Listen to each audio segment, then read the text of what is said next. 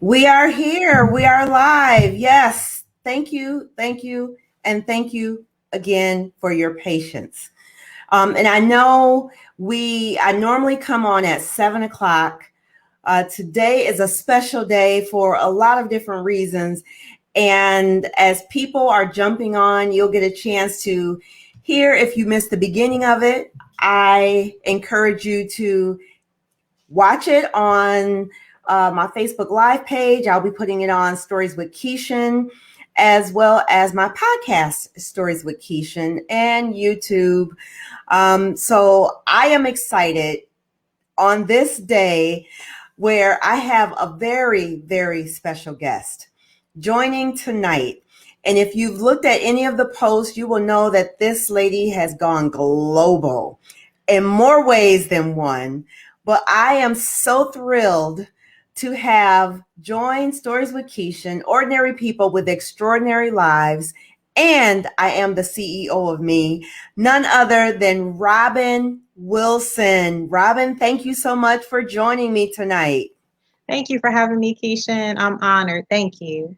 No, truly the honor is mine, because just looking through your credentials, your background, what you bring to the table, you're a powerhouse in your own right. And you have so much more that you're going to lend to the world, I'm sure.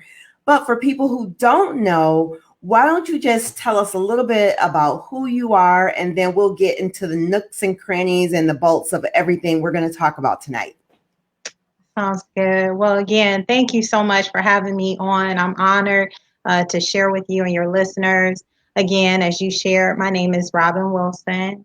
I'm the author of Mama Got Rhythm and Daddy Got Rhyme, which is a children's story about jazz and blues, which was published in 2009. I know we'll talk a little bit about that.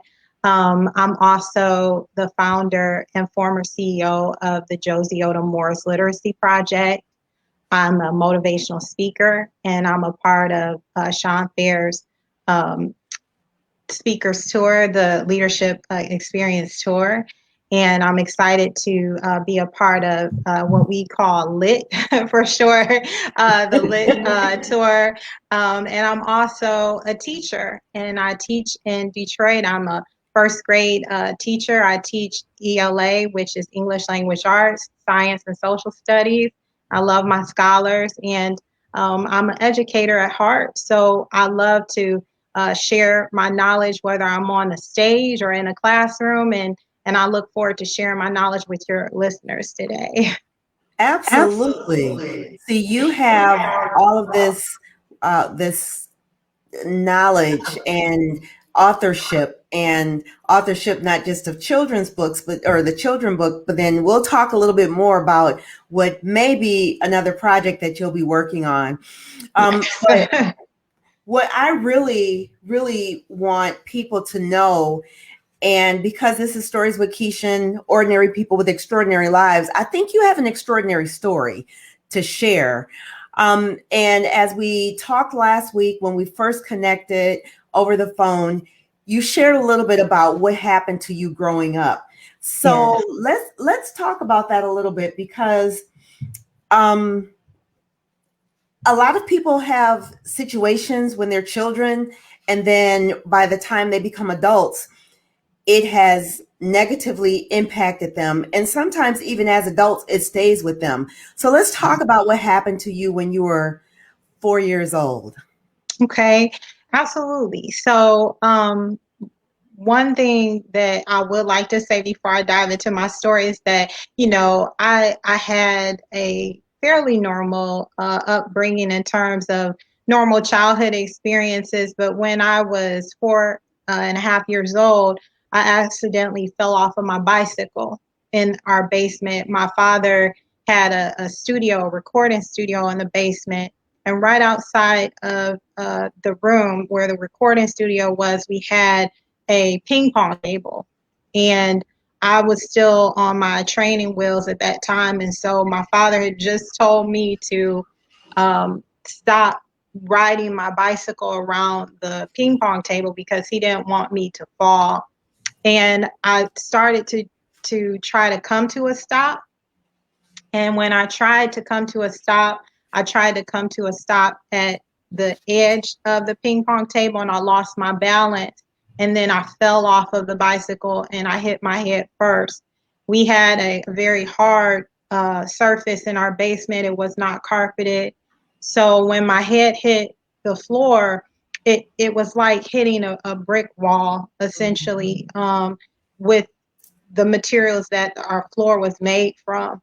So when I got up, I knew that something was wrong because I did not feel well. Not only was my head hurting, but when I say that I did not feel right, I knew that something was off sync within me. And when I sat down, I started to have a seizure.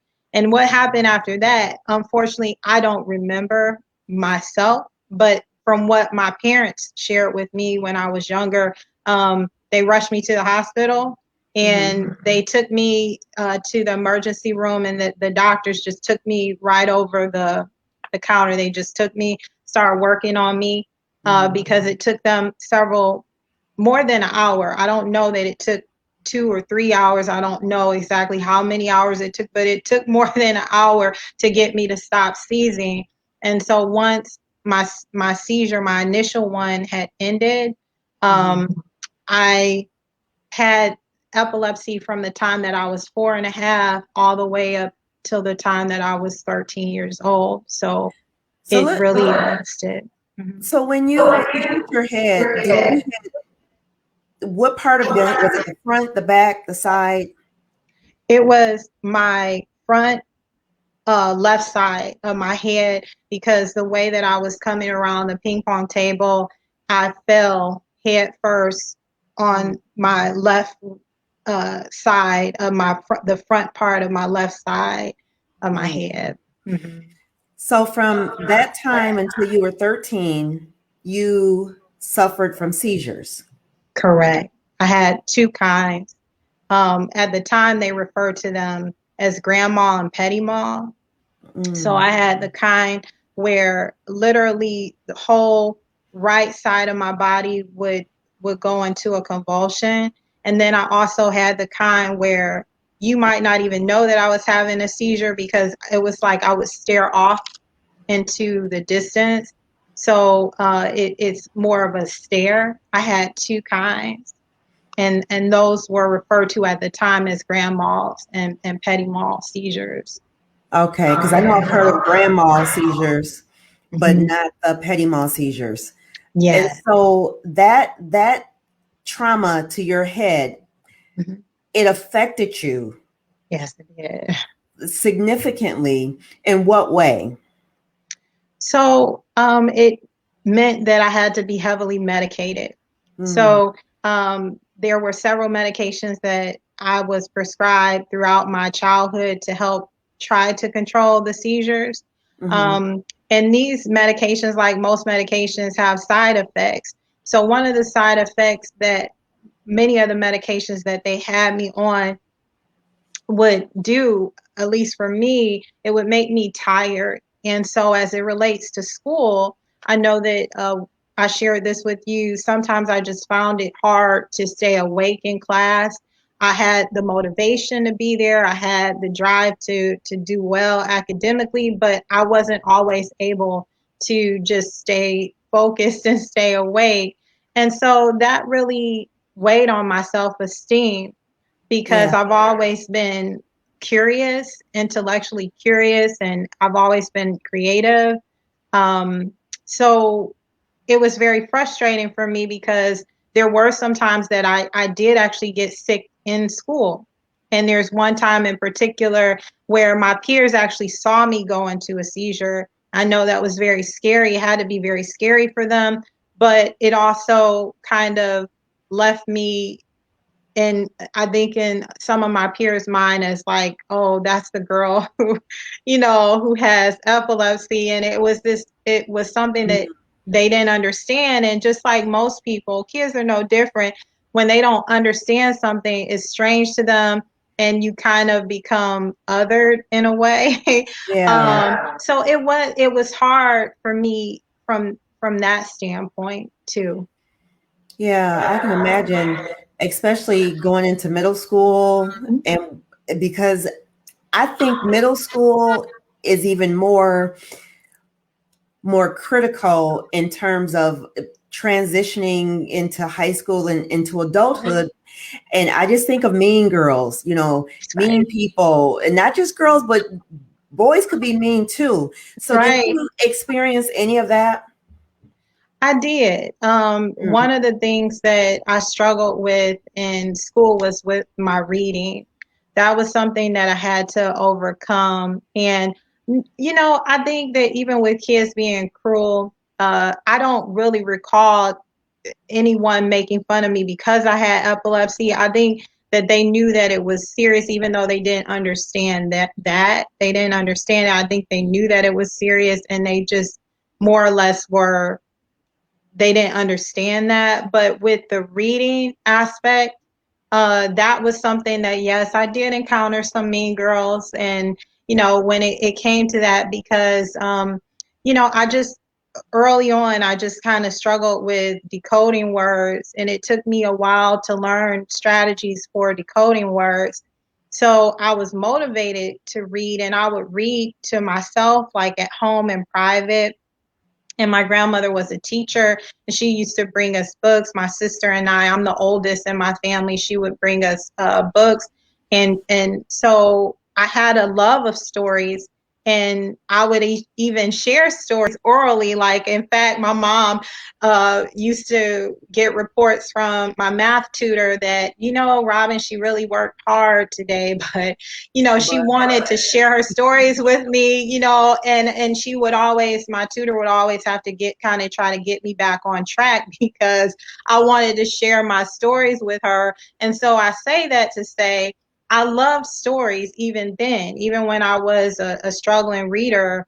I still love stories. I still love learning. It was just I needed support, and I needed help to figure out how to best decode words to make meaning of them. And so there were some kids who were just not understanding of that. They were cruel. Let's be honest, people can be cruel, and especially kids. And that, like I said, it weighed on my self-esteem. But then when I was 13 years old, and I was pronounced seizure free, and mm, then my family, we had just joined a church, and there was a woman who supported me tremendously because I walked out of a youth Bible study because they asked us to complete reflection, a written reflection.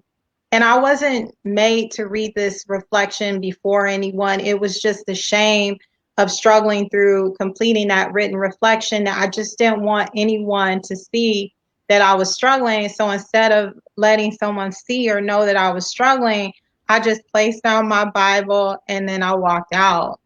And wow. she walked out after me, and she asked me if I were okay.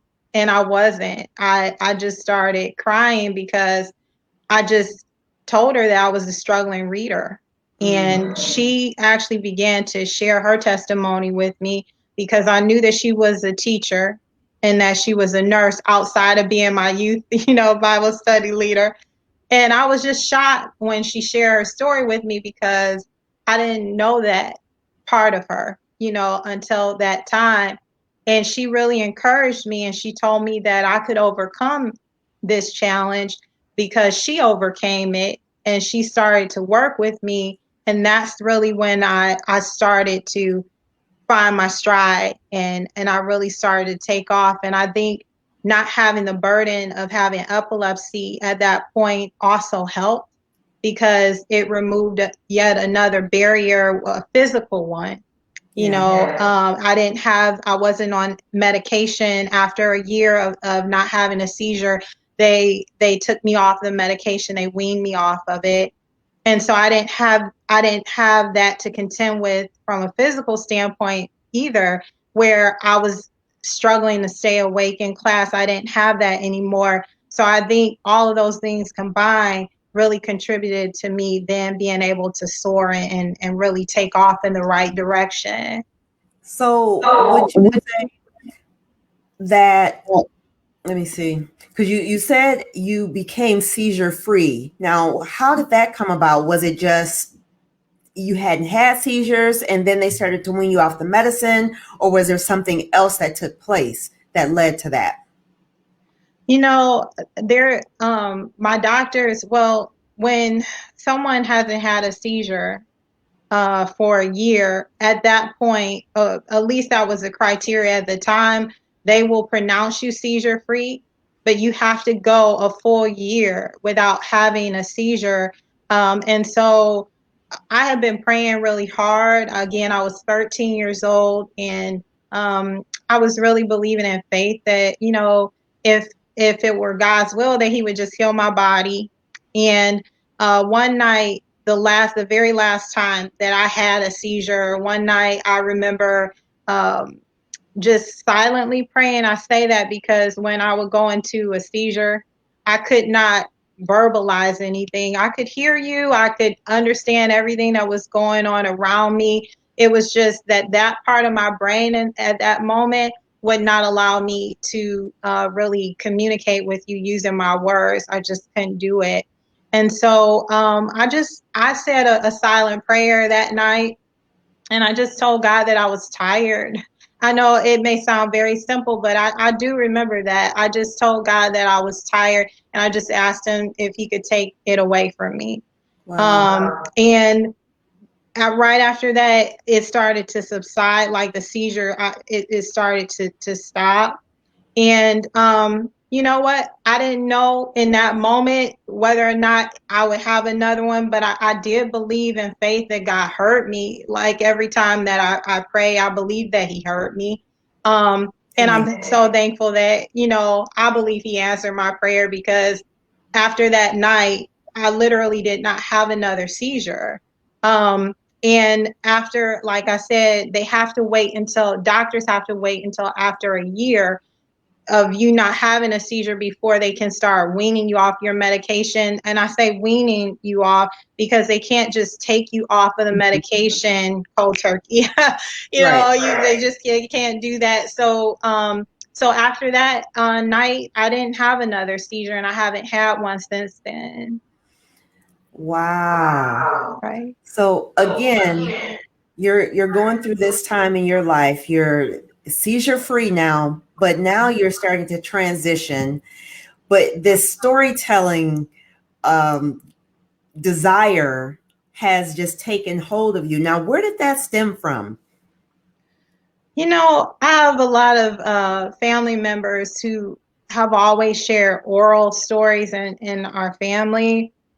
A lot of the older generation, I grew up around my grandparents and my great grandparents and great aunts and uncles, and one of the ways that they communicated our history was through stories. And so Mm-hmm. I just grew up hearing a lot of oral stories told in my family. So I think to some degree, that's where I get it from. That's where I learned it from. I learned very early on that histories and stories can be communicated through oral traditions.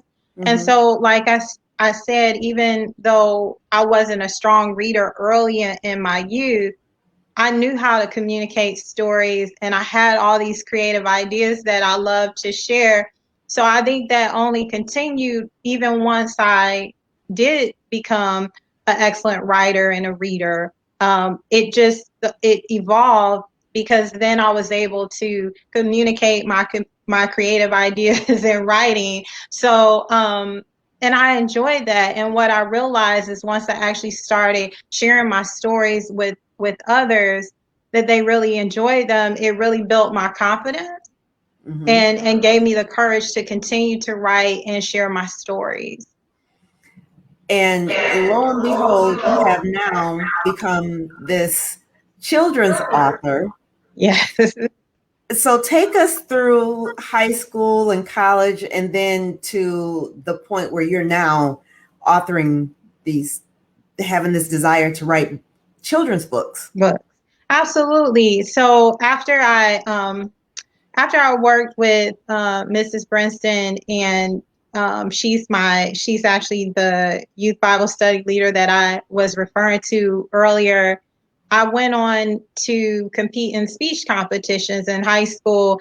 I thought at the time that I wanted to pursue a career in medicine after graduating from high school. So my high school actually had a health occupations program that they partnered with at a local career technical center. And the technical center was actually located right next to my high school. And they had it structured where just like um, high school students can take dual enrollment classes at colleges. Well, my school had this program where in your junior and your senior year, you could, while still being in your high school, regular high school classes, you could enroll in a special program at the William D. Ford Technical Center. And I enrolled in medical assisting my junior year because I thought that it would give me the best opportunity to be successful after graduation to begin my studies to go into a medical profession. And I just knew that I loved working with kids. So I thought that maybe I would become maybe a pediatric nurse or doctor. I wasn't really sure what position, but I just thought that I wanted to be in the medical field. And my organization or the class, it had an organization called Health Occupation Students of America. It actually still exists, and it provides students with opportunities to compete in different categories. So I competed in medical terminology, and I also competed in speech. And they had extemporaneous speech, and then they also had speech that you could compete in where you actually planned out your speech and you wrote it in advance. So I did that, and I shared my story, part of the story that I'm sharing with you tonight. And during my senior year, I won, and I won first place at nationals. And it really encouraged me because Mrs. Rion Glennon was her name. I'll never forget Miss Rion Glennon. She was my teacher in my medical assistant class my junior year in high school. She actually encouraged me to participate in the speech competition. And I'm so thankful to her because I was somewhat more reserved at that time in my life. I know that's probably hard to imagine, but I was, around people that I didn't know. I'll put it that way. Okay. I wasn't shy. In fact, my mother would go to parent teacher conferences, and when they would tell her, Robin is so quiet, my mom would look at them like, are you talking about my child? Like my child is not quiet. What are you talking about? Like Robin And who? who exactly, because I'm not quiet.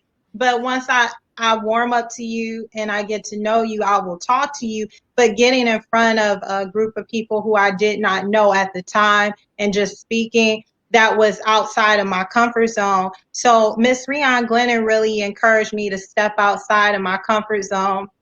And I'm so thankful because ultimately her encouragement to participate in the speech competition led to me writing poetry. It also led to me joining my student newspaper at the college level once I graduated from high school. And I don't think that I probably would have taken on those things if she had not encouraged me to use my voice in that way. Yeah. And when I was in college, I started out at a community college, and it was Henry Ford Community College at the time. Now it's just Henry Ford College.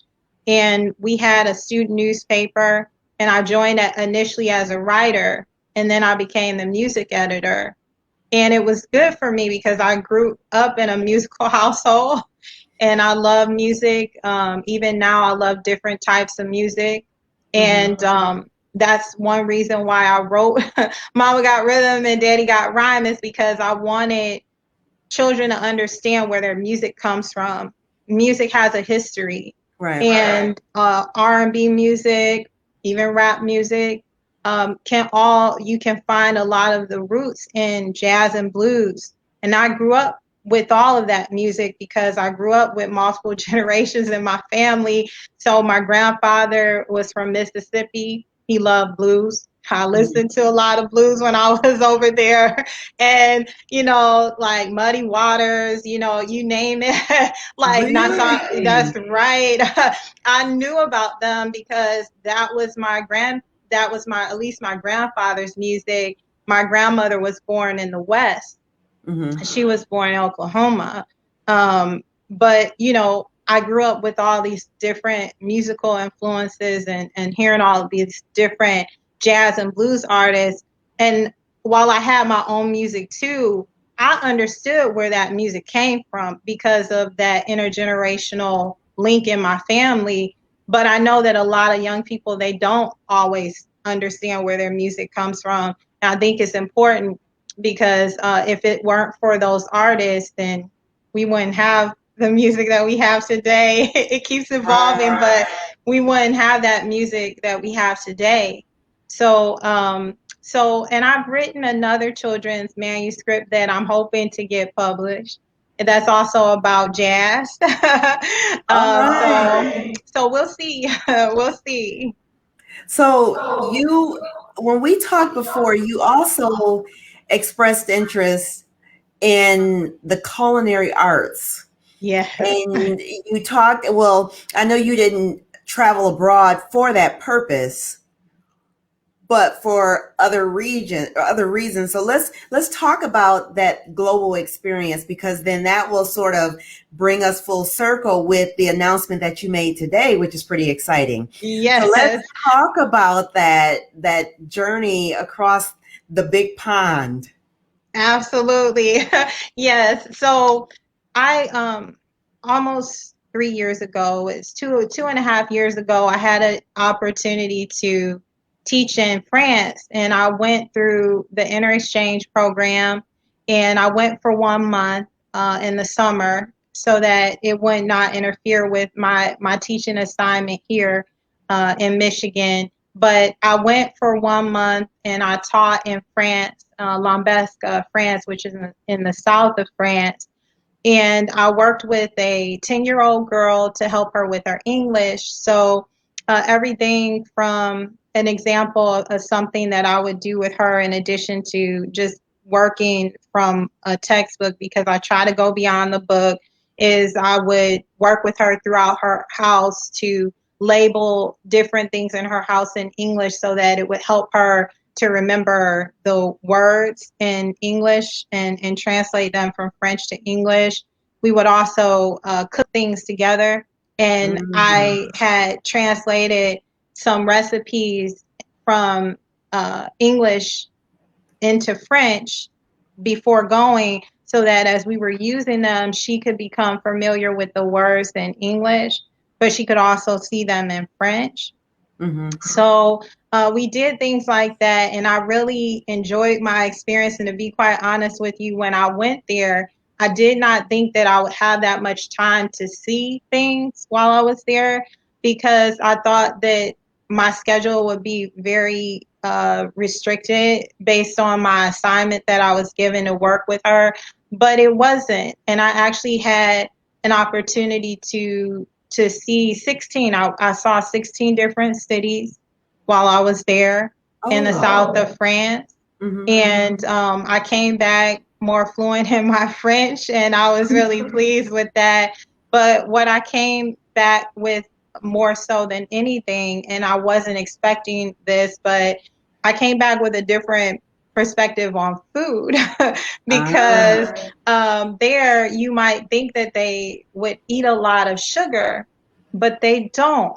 They really don't. And we think about the macaroons and the different French pastries, and we see it on television and Mhm. in, movies. And at least I know that those were things that I associated with French culture before going. And while those things are definitely fixtures of French culture, French people in general, they don't eat a lot of sugar. They're very, conscious of how much sweets they're consuming, refined sugars they're consuming. And so I did not realize just how much sugar I was consuming until I actually went there and Mhm. stayed for that length of time. And that's actually what led me to come back and start making some changes in my own diet because I didn't think that I ate a lot of sugar because I wasn't a big sweet eater. But there's sugar in a lot of things that we consume here, and it's really hard to get around it. But I managed to, by starting to just make more of my own dishes and recipes. So I managed to come back and take control of my health, and I lost weight. And I also um, became a vegan after a couple of months of just going through that whole transition of cutting out sugar. So it was a process for me, but ultimately my international experience in France, it not only lent to my knowledge of the culture, a deeper understanding of the culture, but it also caused me to reassess my own habits that I had as an American around food. That's interesting because when you, I agree, when you think of French food, you think of just rich foods and just foods that are so delectable. But it actually taught you to cook or think differently. And I guess for me, it would be adjusting my palate because you anticipate these flavors and these yeah, I guess flavors would be the right way to call it, and then now you're changing it, That's you're right. switching it. But so it's really interesting though, you go over to France, and did you know a little bit of French, or Mhm. how, I mean, so you learned that in high school, college? So I learned it in college. I actually, while I was at the University of Michigan, Dearborn, I'm a graduate of the University of Michigan, Dearborn, and my undergraduate degree is in education with a concentration in reading, and my minor was in English language arts. However, while I was there, I did do study abroad, and I had an opportunity to go to a francophone province in Canada called Quebec. We say Quebec, but it's pronounced Quebec. That's the French pronunciation of it. And I had an opportunity to go there, and where I was immersed in the language. I did take a class at U of M, a French class at U of M during that time, and I also took classes at, it's called l'Alliance Française des Trois, and it's Detroit based, but it's in Farmington. So it's the Alliance of French Alliance of Detroit. That's the full title in English, but it's located in Farmington, Michigan. And so I did some research even around French language learning in an urban context while I was an undergraduate student at U of M. And I asked my professor at the time if I could take on this additional project. It wasn't required for my class, but I asked her if she would be willing to mentor me on this research project. And at the time, the school that I was at, ironically, is the very school that I work at now. I did my practicum there. And Madam Baxter, who is now my colleague, she was my mentor teacher in a kindergarten French classroom. And I came into the classroom and I saw the work that she was doing with the scholars. And these were students of color. These were, young Black boys and girls who were learning French. And I started to talk to her about how she started to do the work that she does. And she told me that, I thought she was going to tell me that she had a degree in French. And she said, no, she took some classes in college, and she went for a while to France. But she said she had a strong enough proficiency in the language to be able to teach it at that level. So that's what allowed her to be able to do that. So then it started me on a path of considering, well, maybe I can do this too, in addition to my general, like teaching. But at the time I was so close to graduating with my degree, it didn't make sense to add a second degree at that point. Yeah. So what I did is I did apply to work at the school. At the time, they didn't have a position open, but then one opened up, and I was able to transfer in to the school that I'm now at. And while I do not teach French to my scholars in terms of an immersion experience, I teach English language arts, science, and social studies. And I also do use French with my scholars. I can still use the language with them. So I speak to them in French. And I'm actually taking classes now at U of M. I only take one, per semester because I can't manage to do more than that. But I am motivated to become fluent. I'm not fluent yet, but I do have a proficiency in it. I can read French. I can have basic conversations in French, but I'm not fluent yet, but I'm getting there. So by the time that I went to France, I did know some French. I knew enough to be able to get around. And while I was there, my fluency in terms of speaking it did get better because I had to use it every day. Right. And that would make sense. Yes. So let's talk about, we're gonna go back to the cooking, and you sent me a recipe that I'm going to share on my Facebook page, and I actually printed it out because I want to use it. Okay. So it's the coconut squash soup. Yes. So you talk about these recipes. Now, did you develop them, or did you take some and you amended them, or how did you come about with like this recipe in particular? And this is a beautiful picture, by the way. Thank you. Yes, I did develop the recipes that I share, and I developed them because, again, a lot of the things that you find in the grocery store are not always the best for you. And so, whether it be sauces like pasta sauces or soups, like I try to stay away from canned soups and pasta sauces. And so, I started to make my own. And I just started experimenting with things that I love, and things that taste good to me. And, if it didn't quite taste right, I added a little bit more of something else until I got it to the place where I really thought it was just right. And so the one that I sent to you is one of my original recipes that I put together. I know the things that I like, and I just combine the flavors that I love, and I came up with that, and my family, they love it.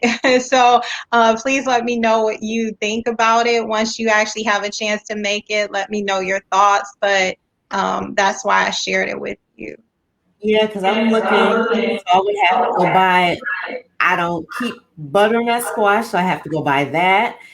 Red onion. You know what? I think everything on here, with the exception of black pepper, Yeah. I would have to go buy.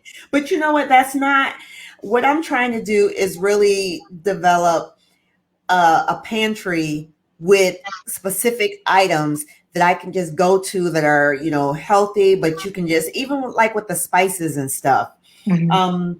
because you have the pepper and the paprika, Yes. and then pink salt. Yes. Why pink salt? Does it have a different flavor, or where did that come from? I think it does. So I think that pink salt tastes delicious. It's good. You know what? I like adding salt to my foods, but I try not to overdo it because, just like sugar, it's not good to have too much salt. But pink salt is good. You can find it at most health food stores. It's a little harder to find at general stores. But you can find it at health food stores. It's not really expensive. I mean, it lasts me a long time because I don't use a whole lot of salt in my cooking. So when you make the recipe, if you taste it and you're like, it could use a little bit more salt, be my guest. Like add a little bit more Yeah. salt, but you know, it's really good. So if you never tried pink salt, to me, it has a slightly different flavor than regular salt. Okay, so I'll have to take a visit to the health store, which is Yeah. fine. What are some other recipes that you have now? The last time, or when I heard you on the radio, the link that you shared, you talked about different recipes, and I guess your interviewers Yeah. also talked about these just marvelous and just wonderful recipes that you've developed. How do Yes. people get a hold of this? Now, is this something on your website, your blog, or how does that Yeah. happen? Yes. So it was funny because we were laughing because when you heard that interview, they asked me about a cookbook. And, you know, I know that that instantly made you think like, oh, you have a cookbook, but they were Yes.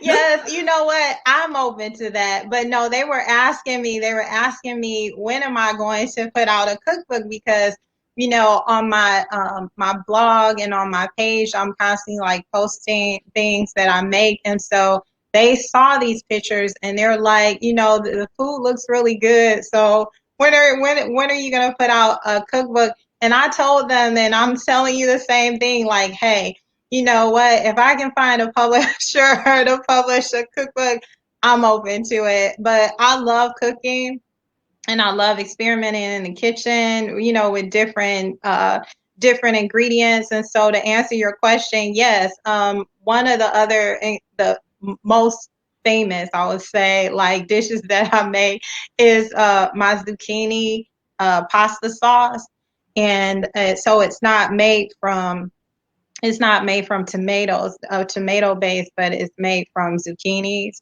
And so I chop up the zucchinis and I put them in a puree. Like I'll Mhm. make it into a puree by putting it in a blender, and then I put it into the pot. I let it, you know, simmer, and then I add, you know, other ingredients like chives and salt, pepper, different spices. I like spicy foods. I don't know. Do you like spicy foods? It depends. I don't like hot food, but I'll Okay. like the spices. Yeah, I like flavorful food. Okay. Yes, I like flavorful food too. So I'll have to share that recipe with you as well. And then I have several recipes that I've created for sweets, but that are made without sugar. So I have coconut raspberry cups that I make, and it's a vegan recipe. I just experimented with some coconut cream, some fresh raspberries that I'll put in a blender until they're kind of like a puree. And then figs. I use figs and I really blend them up in a puree until they're like a puree. Not, I shouldn't say a puree, but until they're like in a broken down form where Hmm. it forms like a crust for the bottom part of it. So I'll use figs for the crust. I'll then put the coconut cream on top of it with the raspberry, and I'll put it in the freezer, and then you let it freeze for about 30 minutes. You take it out, and it's like it's delicious. You don't It's a non-bake item, but Yeah. it is so delicious and it's healthy. I mean, it's fruit and it's coconut cream, and so things like that I like to share, and I've shared pictures of my dishes on my page. So that's why they were asking. Yeah. So, how many recipes would you say that you've created? So far, probably about 30. That's a So cookbook. no, no, I don't think that it's enough for a cookbook yet. I think that I still should probably continue to, you know, develop more recipes, but so far that's how many I have. There's other ones that I would like to work on. I just have to make time for it. Like a lot of the cookbooks that I have, I think that they at least have about like 100 or 150, recipes. So I think I'll wait until I get to the 100 mark, Okay. at least to put out a cookbook. But no, I've only developed of my own, recipes about 30. Okay. Yeah. So you are an author of a Yes. children's book Mhm. with another one that's going to be, where are you in the stage? You said there's a second one, right? Yes. Okay. Um, so your question is, where am I in the stage of production with that one? Mm-hmm. Okay. So I do have another children's manuscript. It's called Jazzabet, an original jazz alphabet. And it actually is a children's poem that I made into a story. It tells a story through the poem. And I met someone at a recent conference that I attended who connected me to, or gave me a resource that I can reach out to about possibly publishing my second children's manuscript. Mm-hmm. So I'm hopeful that all will go well with that. But that is what I'm in the process of right now, is just trying to find a home for it, because it's complete and it's been edited. And so it's ready, to go out. It's just a matter of finding a publisher, the right publisher for it, because I really want it to be not only published in English, but I would also like to see it published in French and be a bilingual text for children. Nice. So Yes. you have that one Yes. that's not been published yet. Then you have Mama Got Rhythm and Daddy Got Rhyme, Yes. and a potential cookbook in the making. Yes. But in addition to all of that, there was this announcement today, this beautiful, colorful picture of you. And so tell us about this global connection with this virtual event that's going to be happening. Give us the date and, all the details behind it, because I think that's pretty amazing. Thank you, Kishen. Yes. Well, I'm a citizen diplomat with Global Ties Detroit. And last year, I became a citizen diplomat by Now, what is a hosting. citizen diplomat? What does that mean? Yes, a citizen diplomat is an individual who serves as a peacekeeper of sorts, in helping with diplomatic relations between leaders of other countries and your local region. So I don't work for the government, but I do work with Global Ties Detroit, which is an organization that works with government organizations and leaders from around the world. They host them, Okay. and they rely on individuals, everyday citizens like myself, to serve as citizen diplomats, in the sense that um, some things that a citizen diplomat will do, and I have done, is I've been able to host world leaders in my home. Before the pandemic happened, I actually had an opportunity to host a woman, a female leader who came from Burkina Faso, West Africa. She came and she had a translator with her when she came to our home. And I had the honor of cooking dinner for her, preparing dinner for her. And I went to local businesses, Detroit-owned businesses, women-owned businesses, and I purchased some things from those businesses to give to her as a gift, and to just really make her feel welcome. And it was her first time here in the state of Michigan. It was her first time here in our country. Mhm. So literally, my role and others who are citizen diplomats is really important, because we are the everyday people who world leaders are meeting, and they're leaving with these impressions, not only of our region, but of our country. And so I take it very seriously. And it's an ambassador of sorts. That's the best way that I can put it. Yeah. Is you are an ambassador when you are a citizen diplomat. You are an ambassador not only for your region, but for your country. And this upcoming event that I've been asked to do is an event that has multiple leaders from different countries who are coming. And because we're in the middle of a pandemic, the event is virtual and it's on March the 19th. And I will be hosting leaders from 4 different countries, mostly West African countries.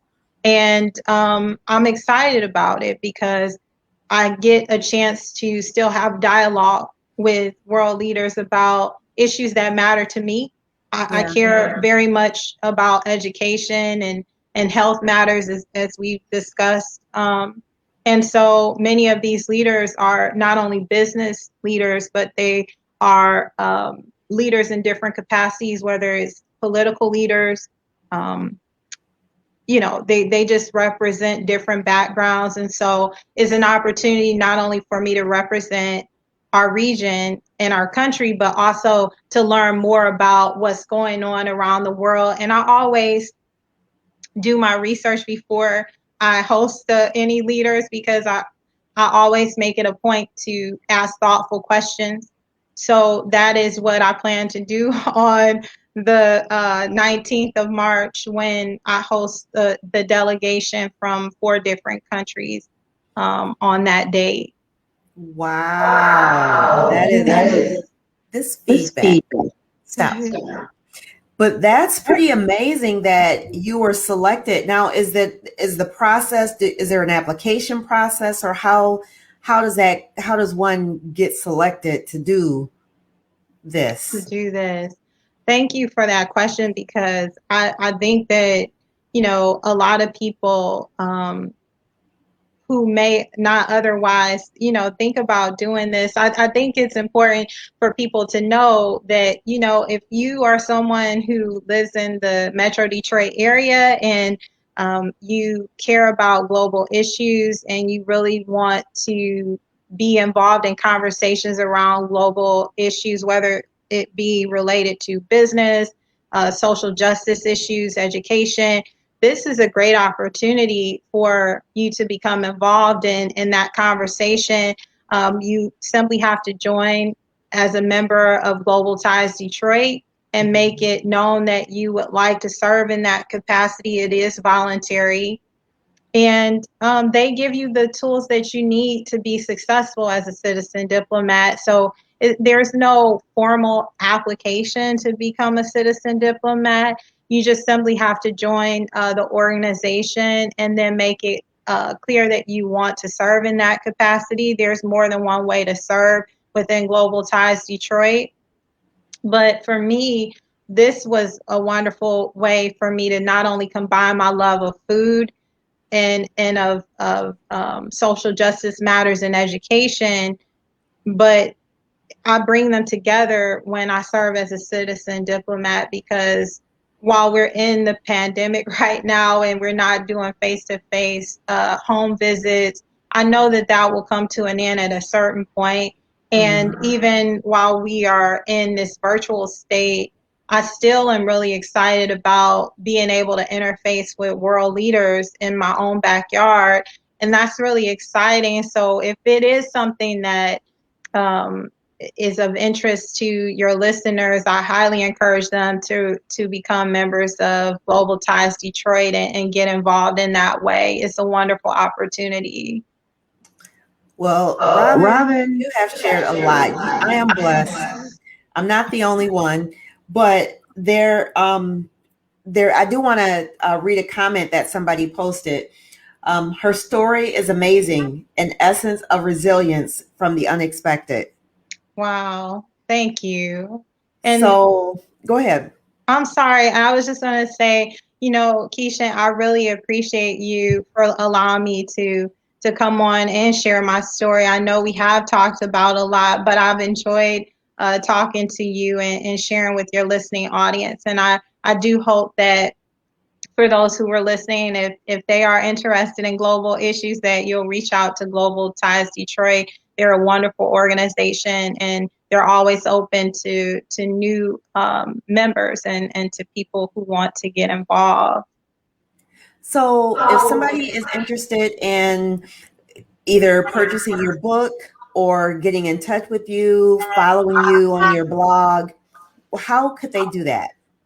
Absolutely. You can on the recipe that I know that you're going to share after the interview. I included my email address like at the very bottom because I like feedback. So if you make my recipe, please share how you like it. I would really like to know. My email address is rwilson@rwwellnessandlifestyle.com. My blog, you can follow me on my blog at www.rwwellnessandlifestyle.com. You can also follow me on Facebook at Robin Wilson. You can follow me there. And I actually have a website that is a new website that's getting ready to launch next week. And I'll go ahead and give you that website because it will be live next week. It's www.robinmichellewilson.com. That is where you can go to find information about events that I'm speaking at. You can follow me there. I'm participating in the Leadership Experience Tour on April the 10th, 2021, and it's going to be held in Troy, Michigan. So please, I'll share. There's also information on my website about that. So I encourage your listeners to go there to purchase tickets. You can come and hear me share more of my story with you. And so those are the ways that you can reach me. Okay, Robin, I think you've given us lots of information. Yes. And again, I hope somebody was blessed. I was blessed listening to your story and just how everything is just coming full circle of what happened as a child, the challenges you had reading. Now you're authoring books, you're speaking other languages, connecting with people, and you're representing this country. Yes. What more is there unless you represent the world? I don't know. But I want to thank you once again for sharing your story. I want to thank everybody who's listened for tuning in to this broadcast, whether it's on the Facebook Live, YouTube, or SoundCloud, because those are the different ways that you can reach out and hear what's happening with Stories with Kishen. So again, thank you, Robin, for sharing your story. Robin Wilson, look her up, look for her book. Look for her upcoming books and other endeavors that she's going to be involved in. And thank you once again. Tune in next week where we'll be talking about more ordinary people with extraordinary lives. Bye now. Take care.